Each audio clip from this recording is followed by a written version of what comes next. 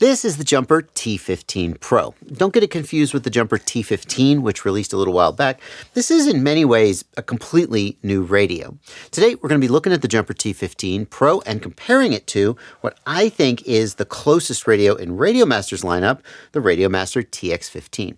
We're going to see, well, frankly, how good Jumper is doing at closing the gap that, in my opinion, has kind of always existed between Radiomaster and Jumper. I'm Joshua Bardwell. You're going to learn something today. Before we get into the comparison between the two radios and see which one I think you should probably spend your money on, we're going to just look at the Jumper T15 Pro on its own merits and let you start to form an opinion. So then by the end of the video, if you see my conclusion and a comparison and you go, I don't agree at all, you can go spend your money somewhere that works for you instead of what works for me. I don't care. I'm just here to get you to watch my content. And I always like to start videos about modern radios by saying that there are two aspects of the radio that we kind of don't need to review. The analogy I like, wait, this is a review. Aren't I supposed to review things? The analogy I like to make is that if I was going to review a laptop and the laptop ran Windows, then I wouldn't need to tell you anything about Windows because Windows is the same on all laptops. I would talk about the laptop's hardware, its specifications, any custom stuff that it brought to the table, but I wouldn't need to tell you anything about Windows. And the same thing is true for modern FPV RC controllers. They all run an operating system called EdgeTX. And that means that their capabilities are basically the same. They might have different hardware. Some of them have different switches. Some of them have buttons. Some of them have rollers. But at the end of the day, the core functionality of their hardware, their user interface, and their basic capabilities are the same for all of them. So we're not going to talk about how many mixer lines this has, how many channels it supports. Is it programmable? All that stuff is built into EdgeTX. And the short version, if you're new here, is that EdgeTX is incredibly powerful and incredibly capable. They're almost too powerful because if you're someone who doesn't already know how to use EdgeTX, you turn it on, switch warning, and you look at it and you, what do? What is this? Radio setup. What? It can be almost overwhelming. I actually have a EdgeTX 101 tutorial. It's made for people who want to really get a good baseline understanding of EdgeTX. Yes, it has some like how do you set up dual rates? How do you set up a throttle lockout switch? It has some practical tutorials, but it's more like, hey, here's EdgeTX. Let me just show you around the user interface so that when you're going through it, you understand, like, what am I doing here? And when you want to accomplish something, you understand how to accomplish it. There's a link to that playlist in the video description below, and I recommend starting, there's a lot of videos in it, but if you just watch like the first 4 or 5 videos, you'll get a pretty good foundation. So EdgeTX is the same for all of these radios, and we're not going to review it. The other thing we're not going to review in this video is ExpressLRS. ExpressLRS is the control link that this radio uses to talk between the radio and the receiver on your drone. If you don't know anything about ExpressLRS, what you should know for the sake of this video is that it is open source, which means hardware is widely available. You can buy ExpressLRS hardware from Jumper. You can buy it from Radiomaster. You can buy it from a bunch of other manufacturers as well. It is extremely long range. It's no big deal to get 2 kilometers of range without even thinking about it. I have an ExpressLRS receiver.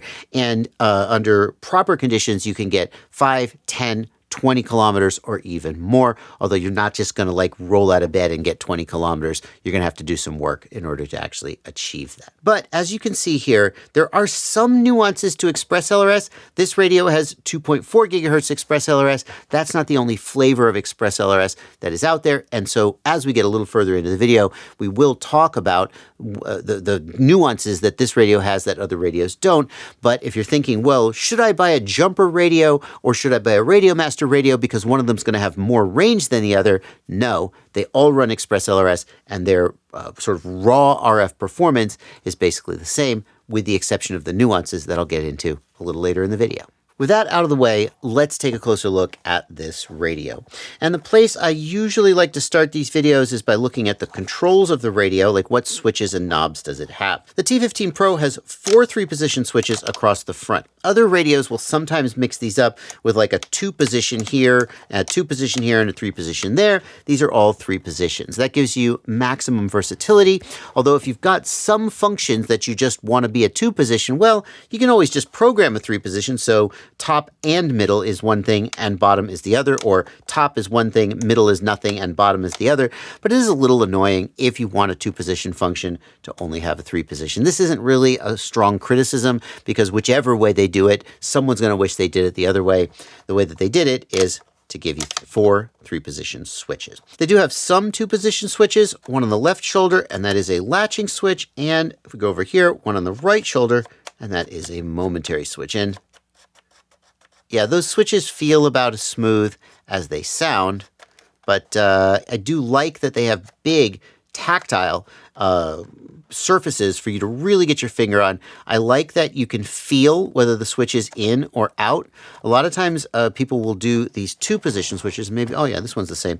If we look at the Radiomaster, the 2-position switch is like, it's not easy.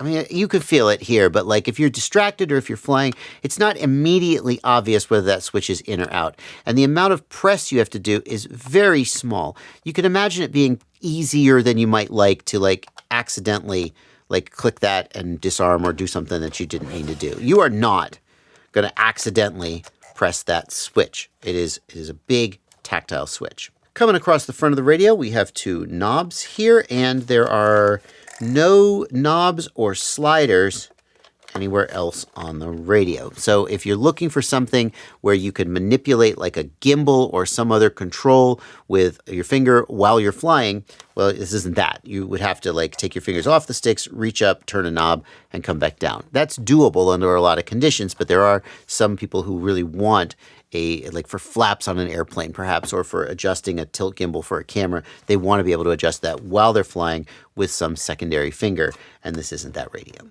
But the T15 isn't either, although we're not to the comparison yet, so I shouldn't talk about that. The other major control you've got are these 6 buttons here across the front of the radio, and these buttons are actually fully programmable. So I'll turn the radio on real quick. And the first thing I want you to see is that when I first turn the radio on, one of those buttons is activated, and that causes the radio to throw a control warning, and there literally is no way to stop that from happening. You can just hit the exit button and you can exit out of the warning, but you have to actually physically reprogram the radio to stop that from happening. This is a really dopey way for the radio to ship from the factory. Now, I have to acknowledge, this is a pre-release review copy of the radio.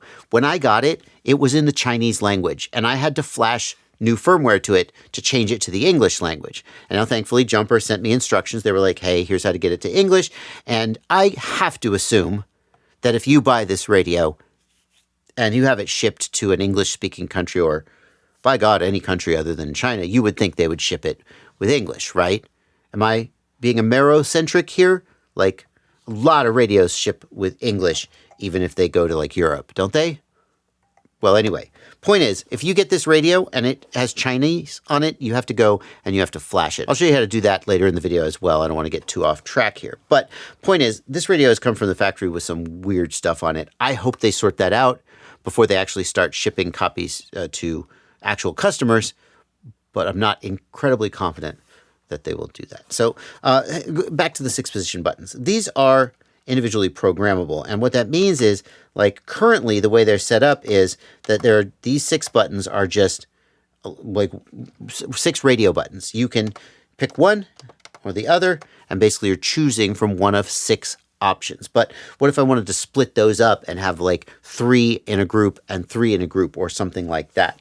That's done through the model setup menu, and it's done through general settings. And if we scroll up here, it's under customizable switches, and we can take each of these switches and we can choose like what group they're in. And in fact, what I'm going to do is I'm going to take them out of a group. It makes sense that they did it this way. I think I know why they did it this way, but like, let me just clean this up. So now that they are no longer in a group, what we should see is that each of the buttons is individually toggleable. So this button, it's basically each one is its own little 2 position. So now I have 6 more 2 position switches and I can do whatever I want with them. And now that I've set it up that way, hopefully it will not give me that warning. Welcome to EdgeTX. I'm going to turn it on. Yay, perfect. Yay. This isn't a tutorial about how to program the switches. In fact, I have that video, and I'll link it in the video description below if you want to know more about all of the different ways you can program these 2-position switches. You can even customize the colors. Do they support custom colors? Yes, they do. Oh, you could change custom colors. That's very cool. I'll put that link in the video description below if you want to check that out. But suffice it to say, these switches are fully programmable. Did you notice that when my screen dimmed there, it started to flicker a little bit? That's a thing that my camera is seeing that my eyeballs are not seeing. I think it's something to do with the exposure on my camera, and I just have to tell you, like, the flickering, you see, it's even outside the screen, right? I don't know what that is, but the screen is not doing that, and I'll try and keep that to a minimum during the video. But if you notice that, that's not a flaw in the screen. The screen is perfectly bright and flicker-free. As I navigate the menus of this radio, you can see that it has a color touchscreen, and many people do like a touchscreen, but I've been doing this so long that I'm very used to using the buttons and a roller to navigate the menus, and if you are one of those people, you may find yourself a little bit frustrated with the user interface on the T15 Pro, because take a look at the buttons that we've got here. We've got 1, 2, 3, 4 buttons. We've got a roller, and we've got, you can press the button in the center of the roller. Those are standard EdgeTX controls that, well, there's slight variants, but basically every EdgeTX radio has those same main controls. And if we look at the Radiomaster TX15 here, we can see sys button, model button, return, page forward, page back, and telemetry screen. This is a pretty standard layout. Those same buttons are represented here, but they aren't labeled. So just by pure trial and error, I've figured out that up is the back button. Okay, great. One of these is going to be the page button. That seems like it must be the menu button. So let me go back. No, we can't go back. Okay, menu. Okay, that's our main menu. And then if I hold the menu button, it should take me to general settings. Like, that's the telemetry button because it took us to the UI setup. And this must be the... I have no idea. I don't know. Like, I've been using EdgeTX for a long time, and I think I know what the buttons do, but without them being labeled, I'm a little bit confused. And over time, I would figure it out. And people have made the point that if you are under goggles and you're trying to manipulate your radio, it is more intuitive to go up, down, left, right than go 1, 2, 3, 4. But to them, I say, you're not going to navigate these menus under goggles anyway. And people have said, what if you were going to like write some custom code that did something else with these buttons? Why, that's nice because you could go up, down, left, right, and move around. You could. I don't know anybody who has. Like, there's theoretical reasons why this layout might be superior, but realistically, it's just confusing because you're going to watch a tutorial and they're going to say, press the menu button. And you're going to be like, I don't see a menu button. I'm really... Like, this is not the first radio to have done this, but I haven't seen a radio do this recently, and it's a trend that I kind of think should have just died. For those who fly fixed wings, you're going to be glad to know that the T15 Pro has integrated trim switches. Now, it doesn't have a separate yaw, roll, pitch. It doesn't have separate trim switches for each axis. It just has a little joystick here, and you click up, down to trim one axis and left, right to trim the other axis. That's fine. And I do like the fact that given these joysticks, we can reprogram these trim switches to be, because multi-rotor pilots don't need trim switches.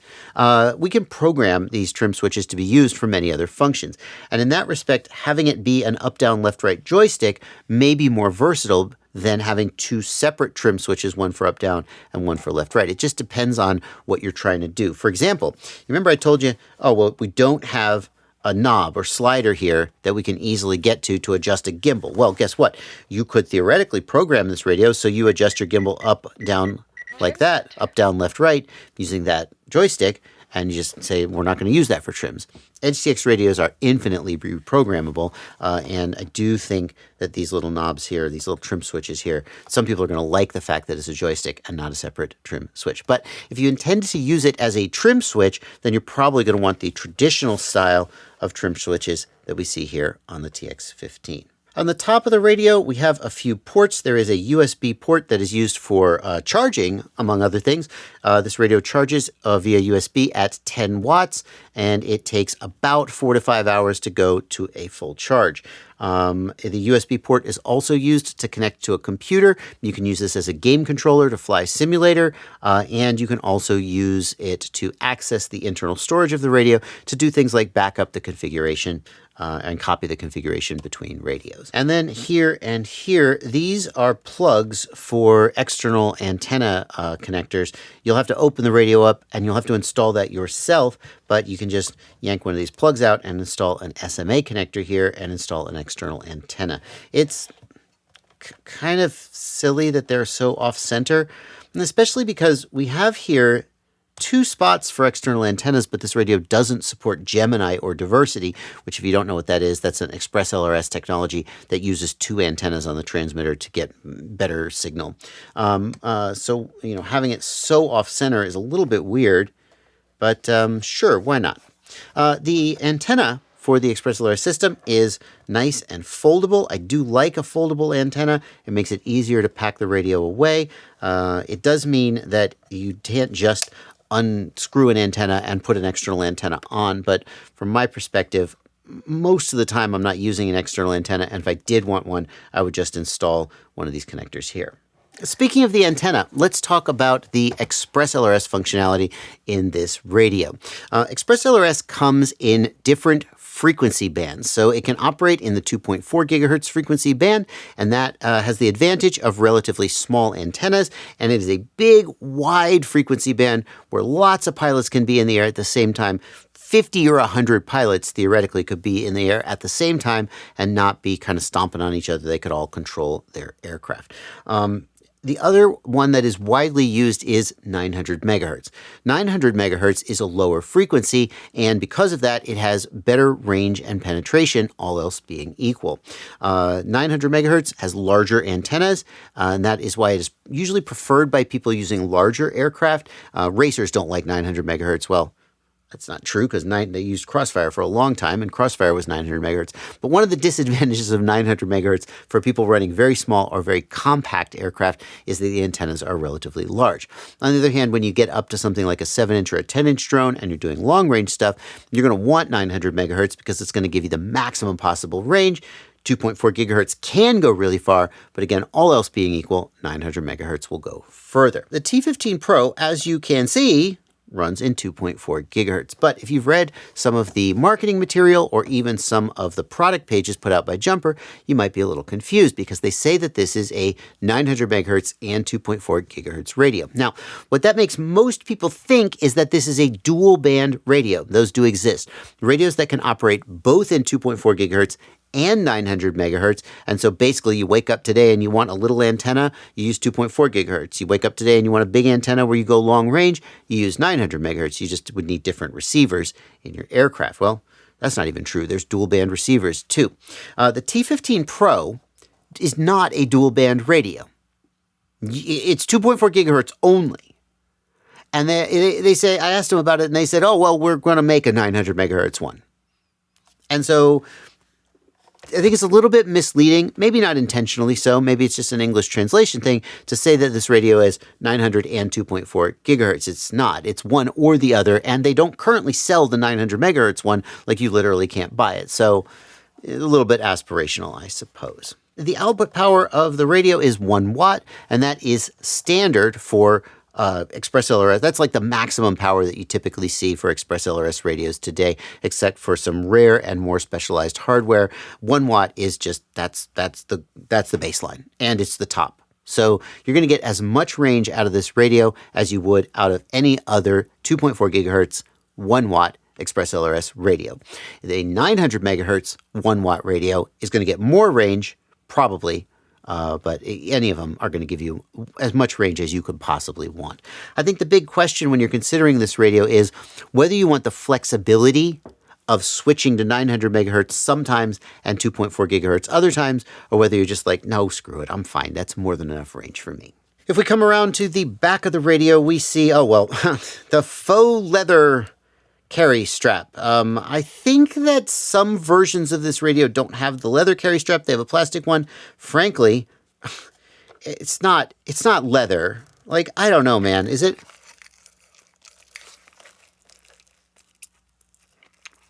It tastes like plastic. I don't think it's leather. I think it's plastic. I can't be 100% sure. If it is leather, it's extreme. Excuse me, that's disgusting. I'm sorry about that, folks. It's extreme. Why does your radio have tooth marks in it?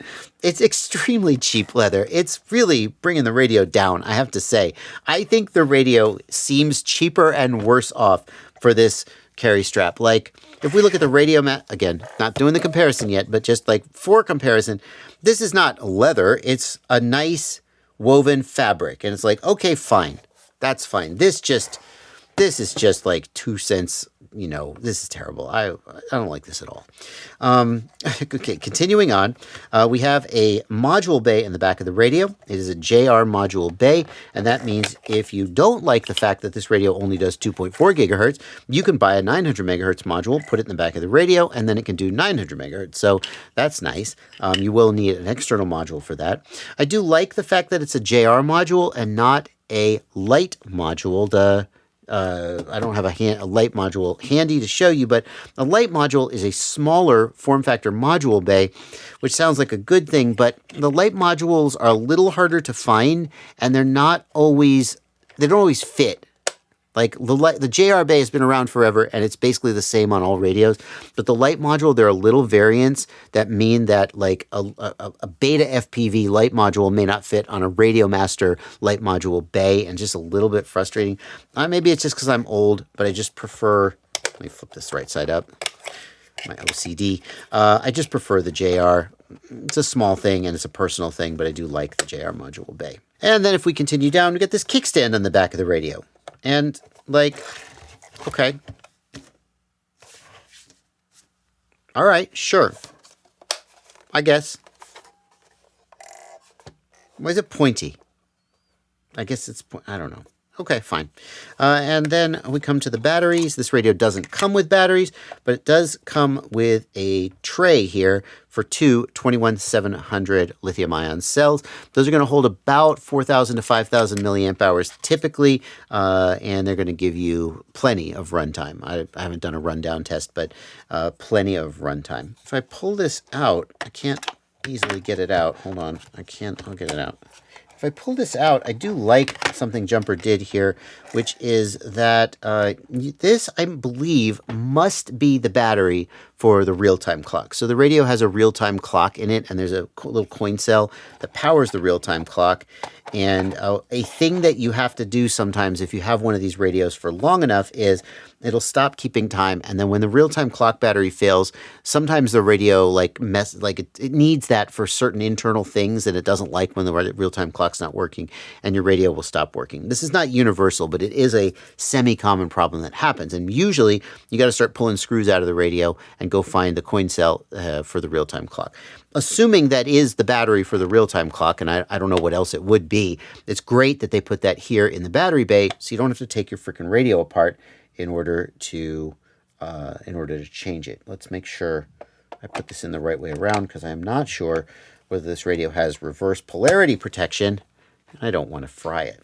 If you're enjoying this content, if you're learning from it, if it's helping you make better buying decisions, or if I'm telling you things about this radio that maybe you didn't already know, would you please consider joining my Patreon?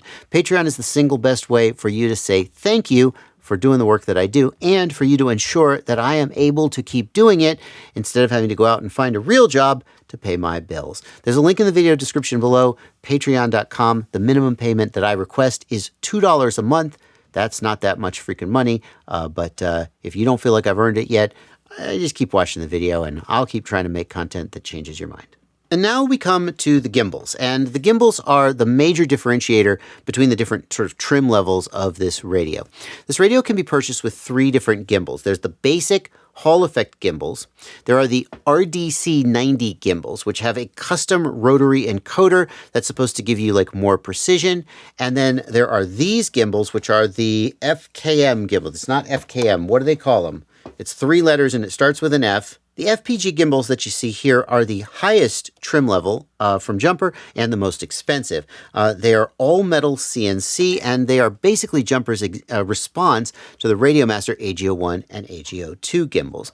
The other gimbals, the RDC90 and the Hall effect gimbals, are going to have plastic parts, and that means they're going to have just a little bit of flex, especially when you get to the top of travel and you like maybe continue to apply a little pressure. Do you see that as I apply pressure there, the stick just doesn't move. It's rock solid, and that's what you get when you have one of these full metal gimbals.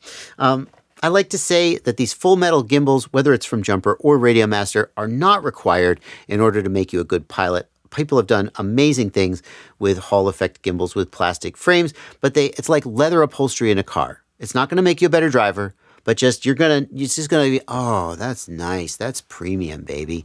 And that's how I feel about them. I like to have the all metal gimbals just because it makes me feel like I have a nice premium expensive radio, but there's no reason why you have to have them. And although they may give you a little better consistency in your endpoints as you go from one endpoint to the other, you're not going to get any flex there at the endpoints.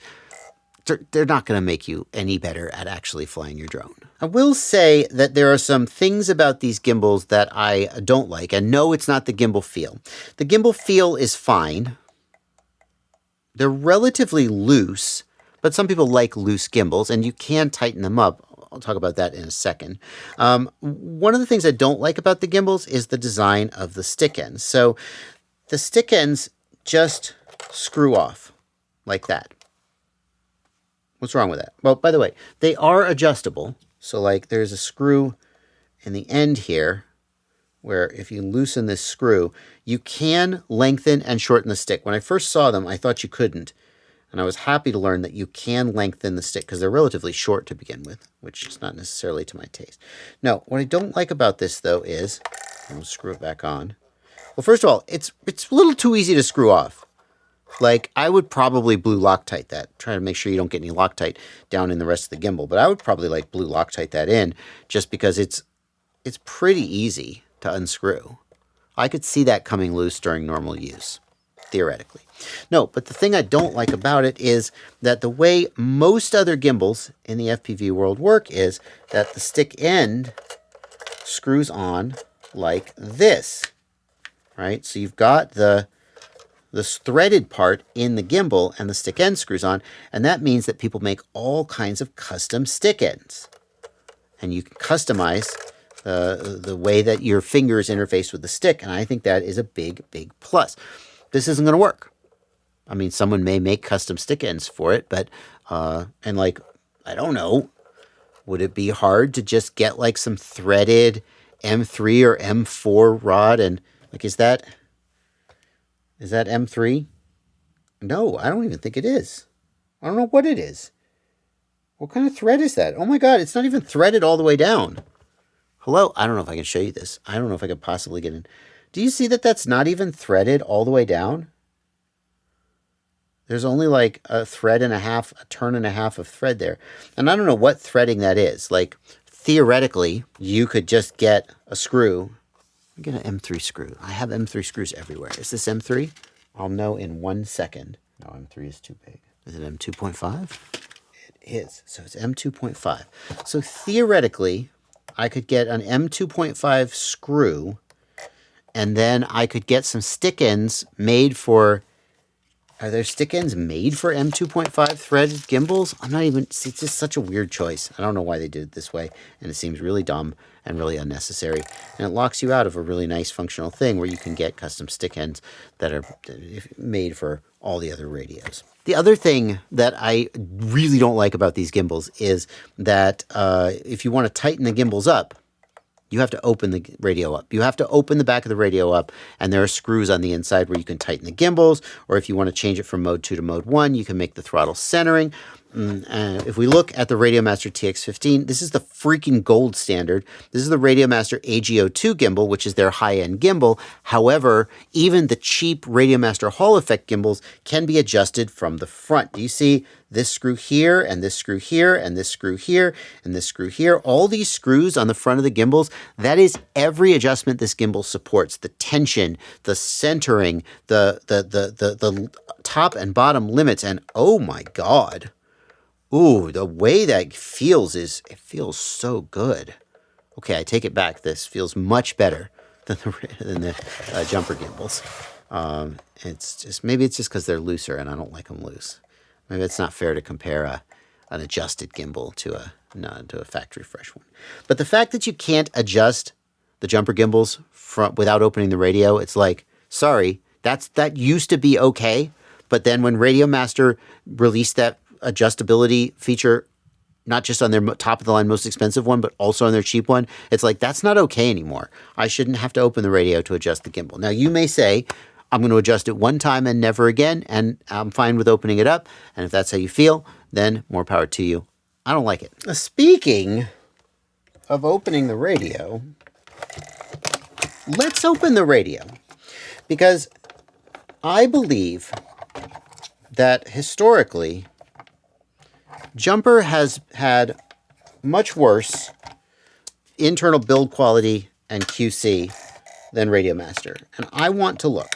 Now, we won't be able to say much about quality control, because that's like, we just have to wait for a few thousand of these radios to hit the market, and then we'll find out if there are like problems with it. Is this, what screw is this?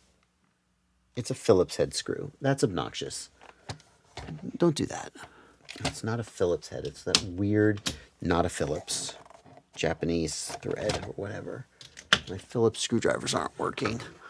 Okay, let's get out my iFixit toolkit and start finding an odd... It won't go down in, will it? They've done this to me on purpose. They don't want me to open the radio. I can tell.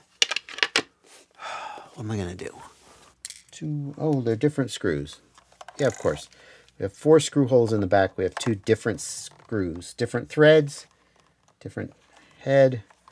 That makes sense. See?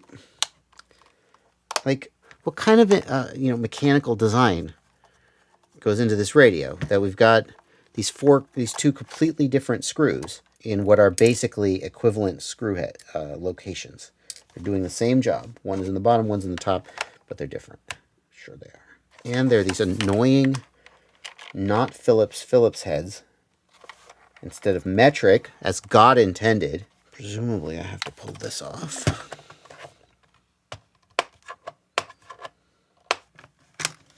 Yay.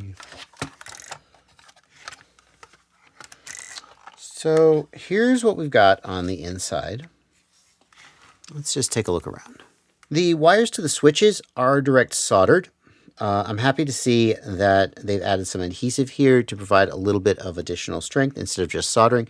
That is something that they didn't, I don't know when they switched to doing it, but if you go back far enough, they weren't doing it. The wires are,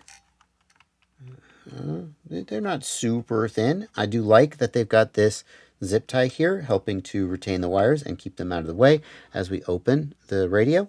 That's very nice. The gimbals have nice silicone insulation, whereas the switches have plastic insulation. All the switches plug into the main board. Oh, be careful. These wires here on the gimbal have in the past been a weak spot. They have had a propensity to break. They are extremely small and extremely thin. Fortunately, they shouldn't really ever be under any stress. Nevertheless, you can see, like, it would be, like, they're just kind of sitting there. But okay, like, it's not egregious. And if we come over here to the RF module, we can see here is the RF module, and it is just screwed down here. Here's the antenna connector going out to the foldable antenna, and we've got these connectors here. Now let's take apart the Radiomaster TX15 and compare its mechanical design and its internal structure to that of the Jumper. And we're going to begin the comparison part of this video. The comparison that you are most going to care about, in my opinion, is going to be the price, but we'll start here and we'll go from there. Well, here's an immediate difference. Here are the screws that hold the the Radiomaster together and compare them to the screws that hold the jumper together. One of them is clearly like more substantial. Oh, well, that's nice. This isn't true for all Radiomaster radios, but for the TX15 at least, they've designed it so the back of the radio lifts completely off without any cabling. Just like gut check this with me. Which of these looks and feels more like an expensive, premium, well-designed piece of equipment, and which kind of feels like somebody just slapped some circuit boards inside a plastic shell? Look at the gimbals. Look how substantial these gimbals are. Like, we have this full metal piece here, whereas we have a metal piece here, but it's not as much. If we compare the switches on the Radiomaster, the switches are installed on PCBs with plugs. So I can replace this switch. I can simply unplug this plug and replace the switch. They are not direct soldered. They are soldered to a PCB. Frankly, I'm not even sure that's a plus, because it means that if you want to buy a spare switch, you can't just buy it off of DigiKey or Mauser or something. You have to buy the switch from Radiomaster, and it has to come with the PCB soldered on. But in terms of professional design and robustness, this is going to be a lot more robust than this, although this will probably also be fine. But they've clearly taken the extra step. The wires on the Radiomaster switches, this is silicone insulation on all the wires. There's no plastic insulation. I don't see plastic insulation anywhere in the radio. If we look here, we do have a direct soldered connection here, but it is completely covered over with either epoxy or some kind of glue. And do you see? Where's those wires going to the sensor? Nowhere, right? Everywhere there's wires, these are neatly retained, right? Retained, everything is routed. Clips here to hold the wires in place. It's like this is just a level above what you're seeing from the jumper. The radio module, here's the radio module. Now, it's a bigger circuit board. It's got an integrated fan. It's got an integrated heatsink, and I don't know what else is going on, but I look at this. That's a 1-watt board, and I look at this. I'm like, oh, I don't know. Oh, here we go. What's this? Auxiliary UARTs. Auxiliary UART 4. Auxiliary UART 3. Auxiliary UART 3. What are those for? Nothing. But somebody's going to write software to plug a GPS into this or some other peripheral and expand it. Why is that there? They just put it there because they thought someone might use it. Do we have any auxiliary UARTs here on the jumper? I don't see them.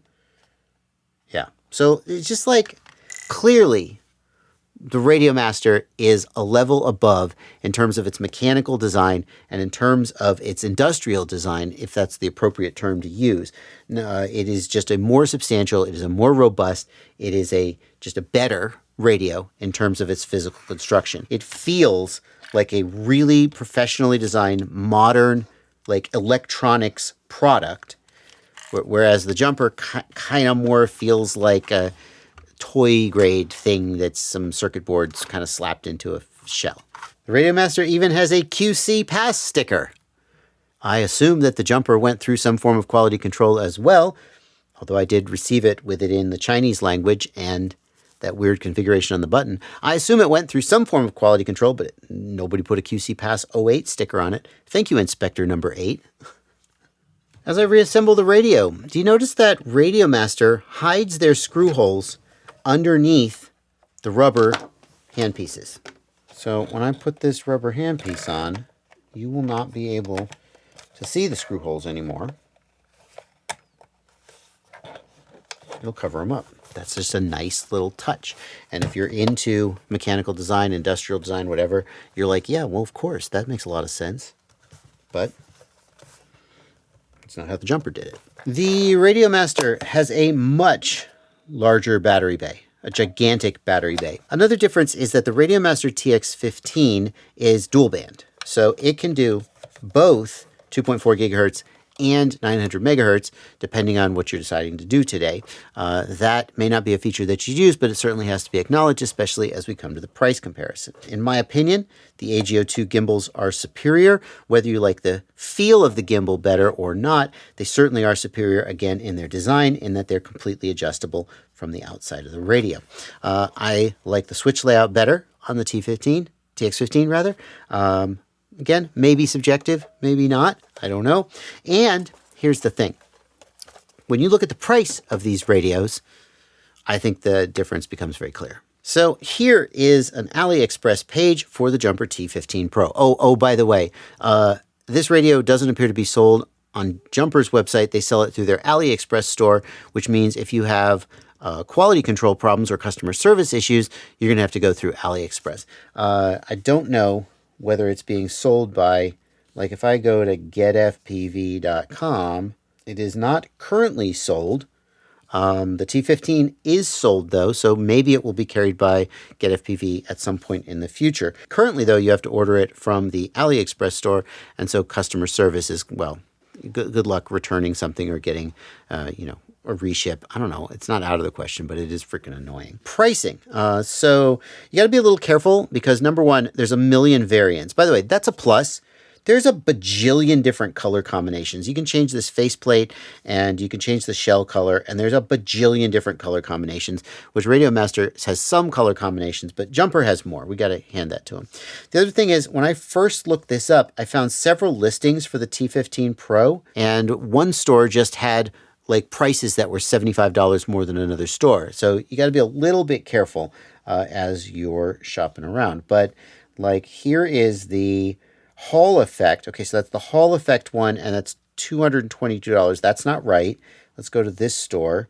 Here is the, I don't know, color Hall, $300. That's not right. The Hall Effect gimbal should not be $300. How about this store? The Jumper T15 Pro. That's more like it. $280 for the FPG gimbals. I believe that's right. Where's the Hall Effect? Do we have the Hall Effect? Gray, FPG, orange, RDC 90, $236. No, there was another store that had them for under $200. So this is already stupidly annoying.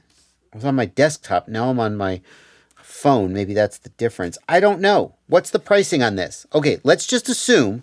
What's the store here? Is this the official Jumper store? Who is the seller? I don't know. I'm going to try message seller. Avisvalix FPV store. Okay. How about this one? Message seller. KKRC store. Okay, well, just take the first listing then, and we'll get the Hall Effect. The Hall Effect version. So that's the cheapest gimbal. $222. How much is the FPG? RDC 90, $282. Give me an FPG. FPG, $341. I will tell you, I have seen the FPG version of this radio on AliExpress for like $250. My point is this. How much is the TX15? And not just the base TX15, but the TX15 Max with the top-end gimbals, the best ones.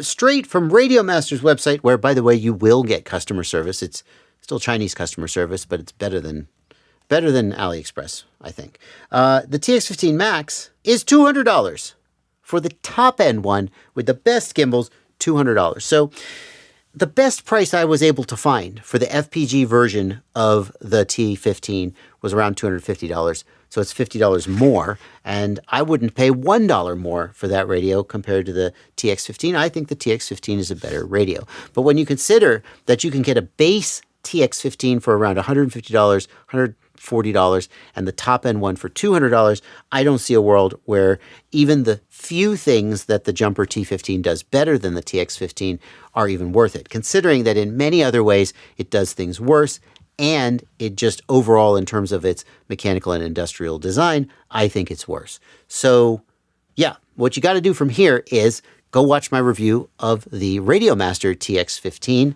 Max and see if that's the radio for you. Or heck, there is a link in the video description below if you love the Jumper. I don't think it's a bad radio. I just think it's wildly overpriced. If you were able to get it for $150 or $175 with the FPG gimbals, then I would be like, hey, if you love it, go for it. It'll probably be fine. It has some annoyances, but everything in life has annoyances. But for the prices I see them listing it for, at least on AliExpress, it is way, way, way too expensive compared to the other stuff that's out there that is just, in my opinion, way better. Here's a card to that review of the TX15, and I'll put a card on screen to my EdgeTX playlist if you want to go learn more about EdgeTX so you know how to set the radio up if and when you get it. I'll see you there.